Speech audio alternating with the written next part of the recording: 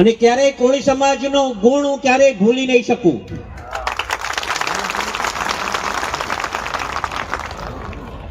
ક્યાંક ક્યાંક આપણે ખબર પડતી હોય કે કોળી સમાજ પર અન્યાય થઈ રહ્યો છે,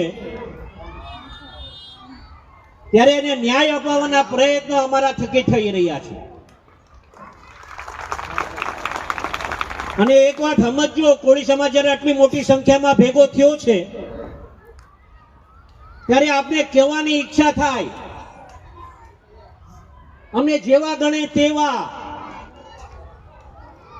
પણ મિત્રો, અમારા જેવા માથા ભારે બી માણસો આ કોળી સમાજને જોશે. બધાય બધું કામ હરખી રીતે ન થાય,